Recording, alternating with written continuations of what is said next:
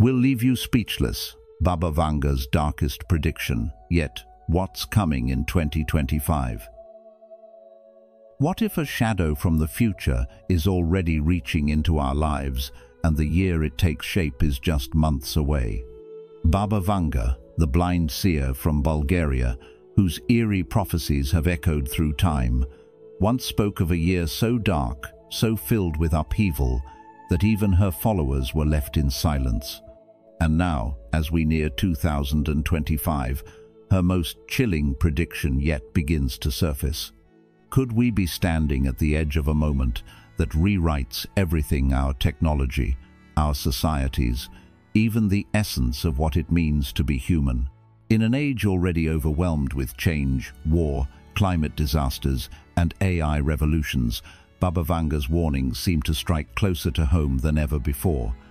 On the journey of wisdom, we don't chase fear, we seek meaning. So what exactly did she foresee for 2025? And more importantly, what can we learn from it today? Stay with us as we uncover the truth behind Baba Vanga's most haunting vision, a prophecy that may be less about doom and more about awakening. Number 1. Energy collapse.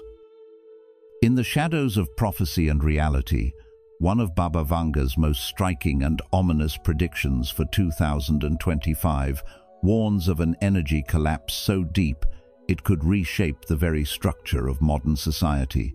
This isn't merely a dramatic vision. It echoes with unsettling familiarity in a world where nearly every facet of daily life depends on stable, affordable energy. From lighting our homes and powering hospitals to running entire economies, the veins of civilization are charged by a global energy network that is showing signs of wear. For decades, warnings have circulated about our over-reliance on fossil fuels, yet year after year, those warnings were drowned out by convenience, profit, and short-term thinking. According to Baba Vanga's vision, we may be approaching the tipping point where years of negligence, policy failure, and unchecked geopolitical greed culminate in a devastating collapse. This looming crisis isn't just about running out of fuel, it's about the breakdown of systems we've taken for granted. Fossil fuel-based infrastructures, which still dominate in many regions, are fragile under stress. Imagine the chaos if oil supplies suddenly dropped, or if power grids failed in major cities not for hours, but for days or weeks. These aren't far-fetched scenarios anymore. They're very real possibilities when global demand soars while supply chains buckle under environmental, political, and technological strain. Countries that delay transitioning to renewable sources may find themselves trapped in a cycle of rolling blackouts, economic shock, and mounting public unrest. Transportation systems could grind to a halt. Food and medical supply chains might collapse. In such a situation, even the most advanced societies could experience vulnerability on a scale not seen in decades. Moreover, when energy becomes scarce, the competition for what remains intensifies, and history has shown that scarcity often breeds conflict. In this way, Baba Vanga's foresight of not just collapse, but conflict comes into clearer focus.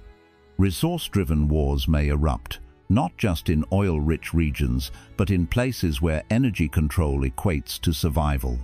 Fragile governments could fall, international relations might fracture, and in that chaos, the world would be forced to reckon with a hard truth. Our dependency on unsustainable energy is not just a technical issue, it's a moral and spiritual one. It asks us to confront how far we've drifted from living in balance with nature, and whether we still have time to return to a wiser path. However, in the face of crisis, there is also the seed of transformation. The energy collapse, as terrifying as it sounds, could be the very push humanity needs to rethink its priorities. It may become a catalyst for innovation, compassion, and collective responsibility. The urgency could drive breakthroughs in renewable technology, inspire communities to localize energy production, and rekindle the human spirit toward cooperation rather than competition. The road ahead may be difficult, but perhaps that's the point. As the old structures falter, a new foundation can emerge, one that honors the earth, values resilience over exploitation, and seeks harmony over dominance. Baba Vanga's message, while dark, may not be a sentence, it could be a warning, and within it, an invitation to choose a different future before it's too late. Number 2. The rise of AI. Let's talk about something that might change the world in ways we still don't fully understand. Artificial intelligence. According to Baba Vanga, the blind mystic whose prophecies continue to stir curiosity and concern, 2025 marks a dangerous turning point for humanity's relationship with AI.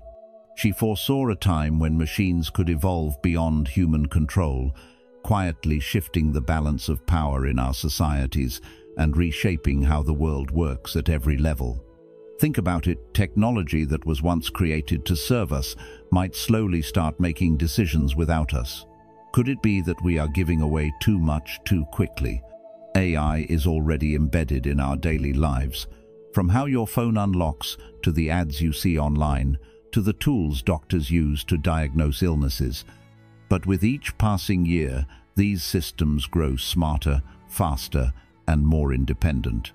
Baba Vanga's prediction doesn't just warn us about smarter machines, it hints at something deeper, a world where human oversight fades, and our values, freedoms, and even sense of purpose could be at risk. Are we truly prepared for a future where algorithms may one day influence decisions of life and death, war and peace, and even the truths we believe in? Let's go deeper. Look at how AI is already being used in military technology, predictive policing, and even healthcare. What happens when machines make the wrong call, when bias coded into an algorithm leads to injustice, or when an AI weapon miscalculates? Baba Vanga didn't describe scenes of robots rising up in Hollywood fashion. Her message was more subtle, but more chilling, the slow and silent erosion of human agency. If we're not careful, we might not even notice when the scales tip from humans controlling AI to AI shaping humanity's fate. This isn't just science fiction. The warning signs are already around us. Surveillance systems powered by AI now watch billions of people. Facial recognition tracks your movements. Smart assistants listen and learn from your private conversations. All of this is done in the name of convenience or security. But here's the question: who's really in charge, and how much control are we willing to give up? By 2025, the gap between technological advancement and ethical regulation could grow dangerously wide. Governments often move slowly, but AI evolves at lightning speed. Without clear moral boundaries, who decides what is right or wrong? Will it be a handful of tech companies, military strategists, or will it be left up to the machines themselves? These are not just questions for scientists and politicians.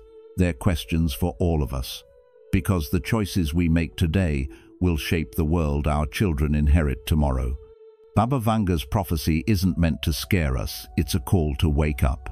It urges us to stop and ask, just because we can build something, does it mean we should? How do we keep compassion, human dignity, and wisdom at the heart of innovation? And most importantly, what kind of world do you want to live in? The deeper message here is about balance. Technology isn't the enemy, it's a tool, but like all powerful tools, it must be used with care. Wisdom must lead progress, not the other way around.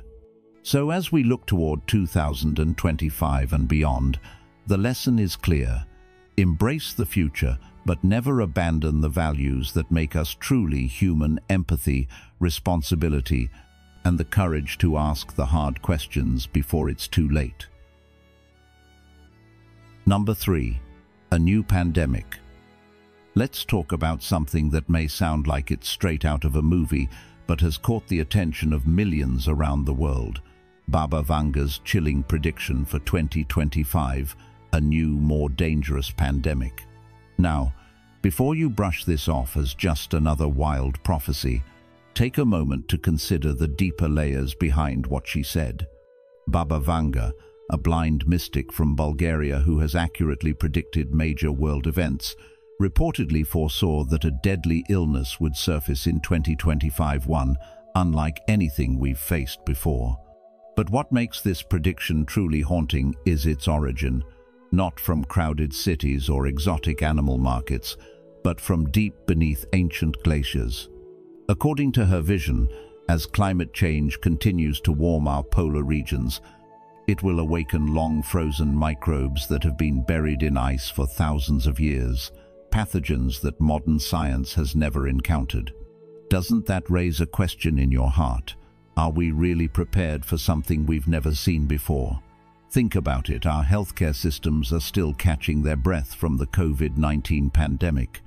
Hospitals, doctors, and communities around the world were pushed to their limits. And we saw how even the most developed nations struggled. What happens when we face something even more virulent, something completely unknown? As Buddhist wisdom teaches, to understand everything is to forgive everything. This doesn't mean turning a blind eye to danger, but rather approaching it with clarity, compassion, and a desire to learn, not just react. And maybe that's exactly what this prediction is urging us to do, not to fear the future, but to wake up and take action before it's too late. So let me ask you, are we truly learning from the past, or are we simply waiting for the next crisis to shake us? Science is already confirming some of what Baba Vanga hinted at. In Siberia and other Arctic regions, researchers have found ancient viruses and bacteria preserved in permafrost, some of which are still active after being frozen for tens of thousands of years. It's not science fiction anymore, it's unfolding in real time. And while Baba Vanga may have spoken in visions, science speaks in data, and both are pointing us toward the same truth, that the Earth is changing faster than we are adapting. The trouble is, you think you have time, said the Buddha. And isn't that the illusion we all live with? That there's always time to act later, to prepare later, to care later. What this prediction really teaches us is not just about a possible pandemic, but about the balance we've broken with nature. Melting glaciers, warming seas, rising temperatures, these aren't isolated events. They're signals. They're the Earth's way of saying, reconnect with me, respect me, and care for all beings. If a new illness does emerge, the question won't just be, how do we cure it? But, why did it happen? And, what does this teach us about how we live and treat our world? Buddhism reminds us to walk the middle way, to live in harmony, not excess, to act with mindfulness, not ignorance. So, how can we turn this warning into wisdom? Can we shift our priorities from temporary gain to long-term well-being? Can we unite science, compassion, and responsibility to protect not just ourselves, but future generations? Baba Vanga's message might seem dark, but maybe it's really a call to awaken a mirror held up to humanity, asking us to reflect deeply on who we are and where we're headed. In your heart, what do you feel we should change now before another storm arrives? If you've watched up to this point, you're already opening your mind to the hidden truths shaping our future. Comment below with "Ready for the truth" to show you're ready to face what's coming. Don't click away. What's revealed at the end might just change how you see the year ahead. Stay tuned for the full picture. Number 4. Cosmic Disturbances. Baba Vanga's cryptic warning about changes in the sky that would disrupt life on Earth in 2025 continues to stir unease, especially as we step deeper into a time of unpredictable global shifts. While her words remain open to interpretation, many believe she was alluding to solar storms, asteroid threats, or other celestial disruptions that could deeply impact our daily lives. Scientists, not prone to superstition, have consistently warned us about the real dangers posed by severe solar flares, giant eruptions of radiation from the sun that can interfere with our satellites, GPS systems, power grids, and even the internet, which many of us now depend on like the air we breathe. These aren't mere theories. History has already offered us glimpses. In 1989, a geomagnetic storm blacked out all of Quebec, Canada, in just seconds. And now, with the sun entering a peak phase in its 11-year solar cycle, we are more exposed than ever. The threats don't stop with solar activity. Near-Earth asteroids, some the size of skyscrapers, have quietly slipped past our planet at distances uncomfortably close, often discovered only after they've already passed. Our improved tracking systems are a double-edged sword. They give us more information, but also reveal just how vulnerable we truly are. It brings to mind the words of the Buddha, "All conditioned things are impermanent. When one sees this with wisdom, one turns away from suffering." This truth invites us not to fear, but to recognize that nothing in life is fixed, not our technology, not our comfort, not even the sky above us. The idea that something as distant as the sun or a flying rock in space could disrupt life on Earth may seem fantastical, yet it highlights a humbling reality. No matter how advanced we become, we remain part of a larger cosmic web, subject to forces we cannot tame. This understanding should not lead to panic, but to presence.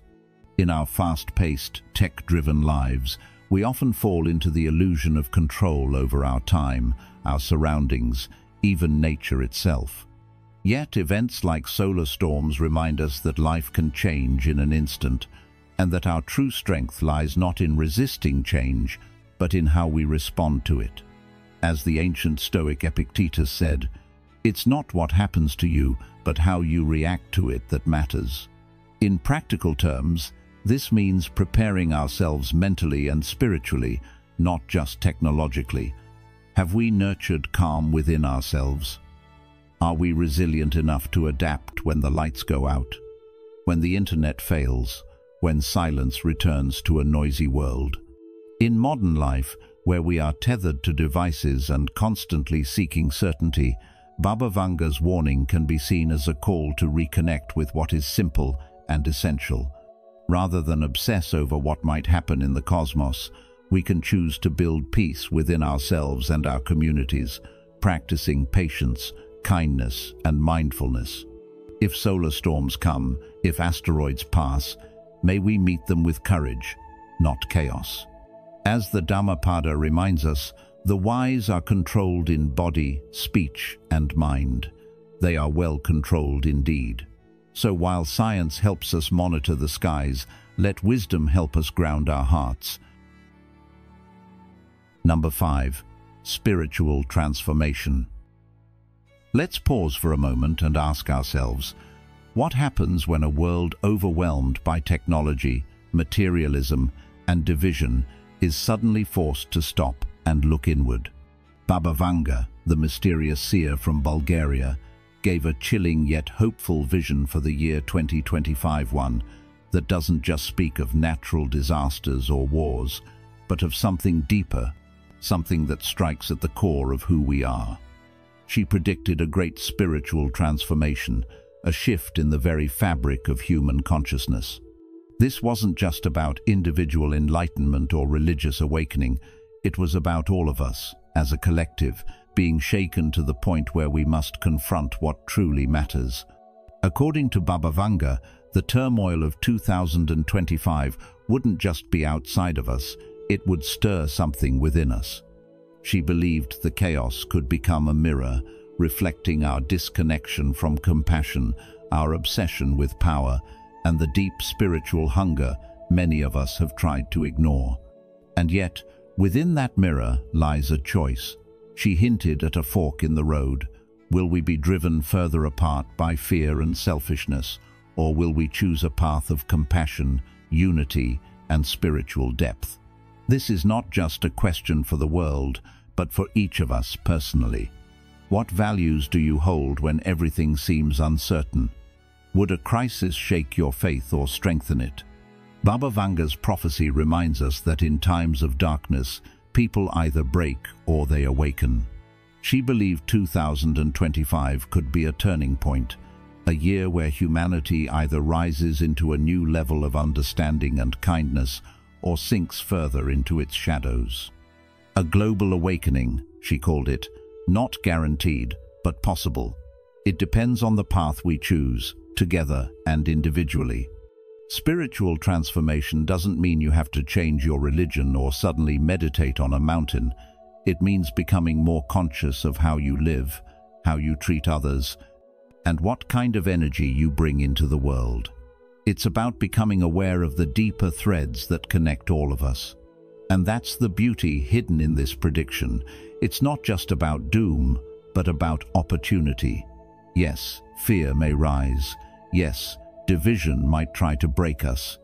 But these are also the exact moments that test our courage and reveal who we really are. Maybe this is the time when more people will start asking real questions about life's purpose. Maybe this is when silence will speak louder than noise, and stillness will carry more power than chaos. So let me ask you, what does transformation mean to you? If the world is indeed on the edge of change, what will you bring into that new world? Will it be fear and isolation, or wisdom, kindness, and connection? The deeper lesson here is clear. Adversity is not just a threat, it's an invitation. Baba Vanga's message, while mysterious and unsettling, calls us to look inward, to rediscover our humanity in a time where it's so easy to lose it. So when the storms come, whether literal or emotional, will you panic or will you pause? Will you blame or will you begin to understand?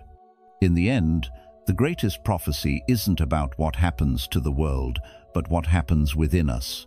2025 could be the year the world begins to fall apart or finally comes together. And that, my friend, starts with you. Choose compassion, choose unity, and above all, choose to grow. The prophecies are unfolding. What you need to do now. What if 2025 isn't just another year on the calendar, but a turning point for humanity? In a world spinning with uncertainty, wars, rising temperatures, collapsing systems, and unstoppable technology, it's easy to feel lost. But within the noise, there is a quieter question rising. Who will you become when the world starts to change? Some say the future is dark, others say it's already here. But at the Journey of Wisdom, we believe this moment is not only about survival, it's about awakening. So, instead of fear, let's talk about clarity. Instead of waiting for disaster, let's explore how we can live with intention, compassion, and strength no matter what the world throws at us. Because maybe the most powerful prophecy is not what will happen out there, but what will happen within you. Number 1. Live simply, but live deeply. In this time of constant stimulation and overwhelming demands, it's easy to fall into the trap of thinking we need more to be fulfilled, more success, more possessions, more validation. But what if the very opposite is true? What if the path forward, especially in a world where so many believe ancient prophecies are beginning to unfold, is not to speed up, but to slow down? Living simply is not about giving up joy or comfort. It's about discovering a deeper, more lasting kind of peace that often hides beneath the surface of our busy lives. It's about choosing to sit down for a warm, unhurried meal rather than rushing through it while scrolling on our phones. It's choosing to really listen when someone speaks to us instead of thinking about what we'll say next. These choices may seem small, even trivial, but they are the foundation of a life that is grounded, meaningful, and awake. And as the world grows noisier and more chaotic, the value of a quiet mind and a peaceful heart becomes immeasurable. Living deeply means being present not just physically, but emotionally and spiritually. It means you don't just go through your days like checking off tasks on a list. You feel the sun on your skin. You hear the sound of your child's laughter. You notice the stillness at dawn before the world wakes up. You honor these moments because you know they will not last forever, and because they are the very essence of life. When prophecies speak of great changes or shifts in the world, they're not always about disasters or mystical events. Sometimes they point to the awakening of human consciousness, the moment when more people begin to see clearly that living mindfully, compassionately, and simply is not a luxury, but a necessity for our survival and collective peace. Modern life constantly pulls us outward toward the next task, the next crisis, the next distraction. But the wisdom of simplicity invites us inward. This isn't about becoming isolated or detached from the world, but rather becoming more engaged in the right way. You don't have to abandon your responsibilities or goals, but you can approach them with greater clarity when your inner world is calm. Take time each day to pause, to breathe, to check in with yourself, not to fix anything, but simply to be aware. This is what it means to live deeply, to not miss your life while chasing it. And as Zen master Thich Nhat Hanh gently reminded us, we've been running for too long. It's time to stop. That call is more urgent now than ever. So if you're wondering what you need to do in a world that feels like it's tipping, start here. Not by trying to fix everything out there, but by tending to your own heart and mind. Let your life be your message. Let your stillness be your rebellion against the chaos, and let your simplicity be the light that reminds others what truly matters. Because in a world hungry for meaning, your calm presence becomes a source of healing, not just for you, but for everyone around you. If this message speaks to you, if you're ready to slow down and live with more presence and peace, leave a comment below with, "I choose simplicity and depth." Sometimes, the smallest shift in how we live can create the biggest change. Let your words be a quiet step toward a calmer, more mindful life. Number 2. Reconnect with nature. If the disasters we are witnessing, floods, fires, droughts, and rising temperatures, are rooted in climate collapse, then they are not just random events. They are not simply natural occurrences we should ignore or just adapt to. These events are signs, they are messages. They are the Earth's way of speaking to us, calling us home, reminding us that we have drifted too far from our original connection with the natural world. Have you ever felt that deep sense of calm when walking through a forest or sitting quietly beside a river? That's not a coincidence. That peace comes from aligning with something ancient, something real, something we were never supposed to forget. When we reconnect with nature, we are not just appreciating beauty, we are remembering who we truly are. In today's world, we often live in concrete boxes, staring at glowing screens, rushing from one task to another. We forget that we breathe because trees breathe, that the food we eat depends on soil, water, and sunday, that our bodies are made of the same elements as the earth itself. So when the earth cries out through disasters, it's not out of anger, it's a mother calling her children back. Every storm, every scorched forest, every dried-up river is saying, "Come back, remember." And we must ask ourselves, how are we responding to that call?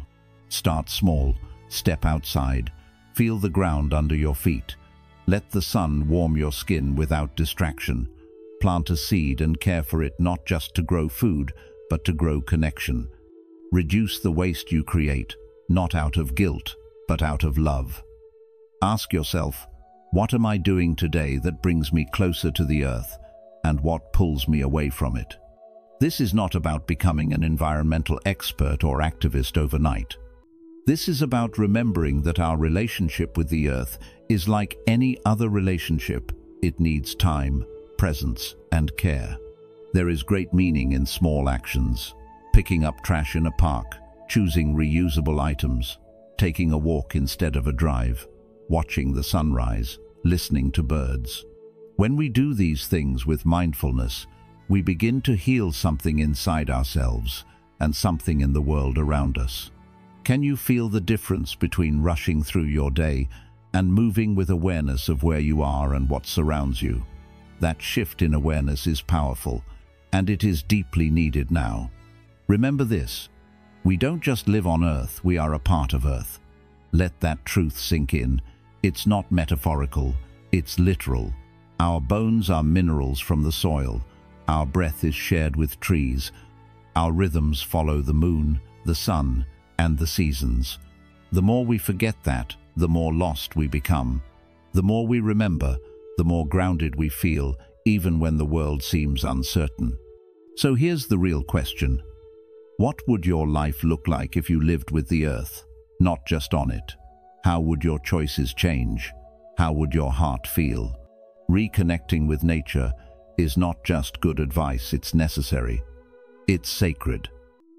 And it's the beginning of returning to balance, not just for the planet, but for your own life. The lesson is this: nature isn't something separate from us. It is part of us, and we are part of it.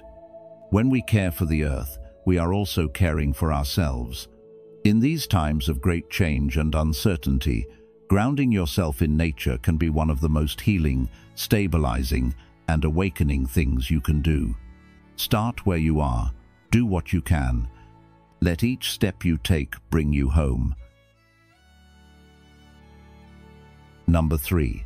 Choose mindfulness over reactivity. In a world that feels like it's spinning faster every day, where news floods your screen with crisis after crisis, where social media amplifies fear, anger, and division, and where people seem quicker than ever to lash out or shut down, what happens if you don't join the chaos? What if, instead of reacting immediately to every trigger, you take a deep breath, slow down, and simply notice what's happening inside you? You see, reactivity is like a spark that sets fire to dry grass. It spreads fast, burns hot, and leaves nothing but ash behind. But mindfulness is water.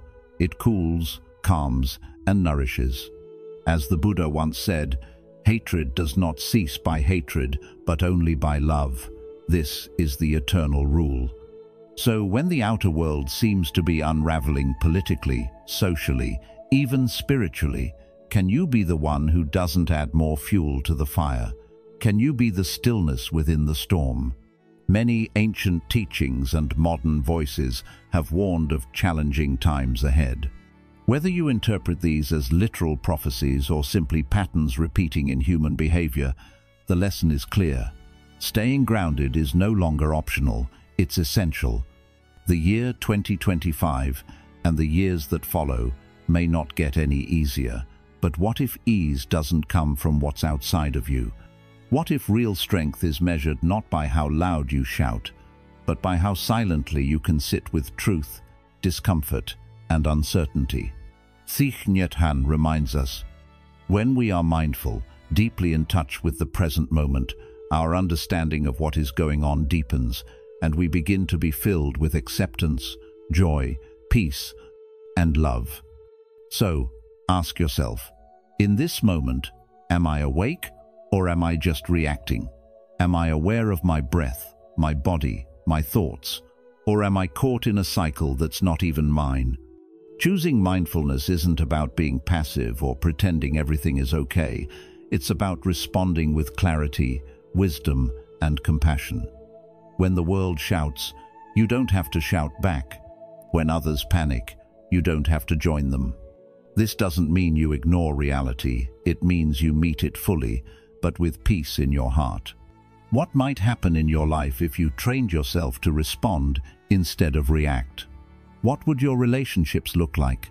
How would your energy feel? This kind of presence takes practice, but every breath gives you another chance. Remember, the storms outside are real, but the storm inside is yours to calm. So as you listen to the noise of the world, don't forget to also listen to the still, small voice within. That is where your true guidance lies. And when others are lost in reactivity, let your presence be a lighthouse not to control them, but to remind them there's another way, a better way, one rooted not in fear, but in awareness, not in noise, but in wisdom. Number 4. Use technology, but don't let it use you. As the world changes faster than ever, one thing becomes clear. Technology isn't going anywhere. Artificial intelligence, automation, and digital systems are evolving rapidly, becoming more embedded in every corner of our lives. But amidst this transformation, we must remember that no matter how advanced machines become, they don't own our minds or hearts, we do. The power to choose how we interact with technology still rests firmly in our hands. Every time we scroll endlessly, check our phones first thing in the morning, or allow notifications to shape our emotions, we give up a bit of that power. It doesn't happen all at once. It's subtle, almost invisible. But over time, our energy, attention, and even our sense of self can become entangled with a screen. That's why it's more important than ever to pause and consciously reclaim that space. Step back from the noise. You don't need to reject technology. It's not about fear or control. It's about balance, wisdom, and presence. We can use these powerful tools to educate ourselves, connect with others, or make our lives more efficient. But we must be careful not to let them replace the richness of human experience. It's easy to forget how nourishing a real conversation can be, how grounding it feels to take a walk without your phone, or how refreshing it is to sit quietly without any stimulation. In our modern world, where constant connection is mistaken for closeness and speed is mistaken for progress, we're at risk of losing our depth. That's why spiritual teachings, including those found in Buddhism, remind us to return to the present moment again and again, not the digital version of the moment, but the one where your breath moves in and out, where your feet touch the ground, and where the eyes of a loved one tell more truth than 1,000 messages ever could. We are being asked now to live more consciously, to treat our attention like the sacred resource it is, and to remember that being alive is more than being online.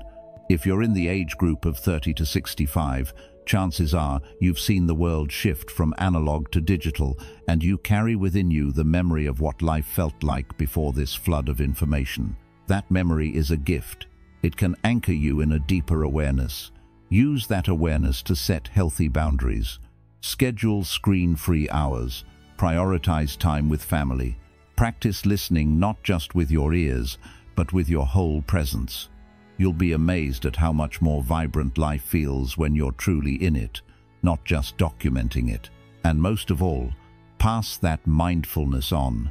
Younger generations are growing up with little to no separation from their devices. They need our example, not our judgment. Teach them through your actions that being human means more than just being connected. It means being kind, aware, awake. In the end, technology is a tool, not a teacher, not a master, and certainly not a source of inner peace. The unfolding of prophecies or the pace of change in our world should not frighten us, but instead invite us to be more intentional, more compassionate, and more deeply alive. So use technology to uplift, to inform, to create, but never forget that your mind, your time, and your spirit belong to you. The choice is always yours. Number 5. Sow seeds of kindness and right action. When the world seems uncertain and the days feel heavy, what we do, how we treat others, and how we show up in the small moments matters more than ever. In times of crisis or confusion, kindness becomes one of the rarest and most valuable things we can offer. It's not always easy, but it's always needed. You see, when people are scared or overwhelmed, they often close up or lash out. But what happens when you choose a different path? What happens when you see someone struggling and instead of looking away, you step forward, offering help not because it's convenient, but because it's right? That kind of action ripples outward. It might start with a smile, a warm meal, a listening ear, or simply showing patience in a tense moment. These acts may seem small to you, but to someone else, they can feel like lifelines. We often underestimate the power we have to bring relief and peace into someone else's life. Forgiveness, for example, is one of the highest forms of kindness. Is there someone you've been holding resentment toward? Ask yourself, what would it take to release that weight, not for them, but for you? Forgiveness doesn't mean forgetting or excusing wrongs. It means choosing not to let the past poison your present. It's a gift you give to yourself first, and then to others. And what about generosity? Sometimes we think we have to give big to make a difference, but the truth is, if you have even a little and you give with a full heart, that offering becomes sacred. Whether it's time, attention, food, or money, what matters is the spirit in which it is shared. You may wonder, but what can one person really do in such a broken world? That question has echoed in many hearts across generations. The answer is this: you don't need to change the whole world. Just light your corner of it, and when you do that, when you sow kindness where you are, that light spreads. Others feel it, see it, and are inspired to do the same. It's like a chain of lanterns being lit in the dark. Yours might be the first one that helps someone else see the path forward. So ask yourself, what seed can I plant today?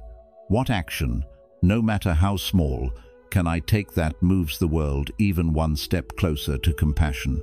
Now, this isn't just about being nice. This is about building a life rooted in right action, a life that aligns with values that uplift and connect rather than divide. Doing good doesn't require perfection, it requires intention. It calls us to look beyond ourselves and recognize the shared humanity in others. Even in your moments of struggle, there's always something you can give. And every time you choose to help rather than harm, to heal rather than hurt, you're participating in a greater shift, a quiet revolution of the heart that, over time, reshapes the world. So here's the lesson. In a time when fear and division are loud, let your kindness be louder. Don't wait for a perfect moment or a grand opportunity. Just start where you are. Right now, choose love over indifference, action over apathy, and compassion over judgment. The seeds you plant today may become someone's hope tomorrow. What kind of garden will you grow? As we stand at the edge of 2025, Baba Vanga's prophecies invite us not just to fear the unknown, but to awaken within it. The challenges ahead may be great, but within each of us lies the power to respond with clarity, compassion, and courage. So, ask yourself, what kind of world do you want to help create? One driven by fear and reaction, or one shaped by wisdom, mindfulness, and love? If this video has sparked reflection in you, if it has helped you see the future not just as something to survive, but as something to shape, then please support the journey of wisdom. Like this video, share it with others, and subscribe to our channel. And don't forget to turn on the notification bell so you won't miss the next insight we share. The future isn't written in stone, it's written in our choices. Let's walk it together with open hearts and steady minds. Until next time, stay awake, stay kind, and stay on the journey of wisdom.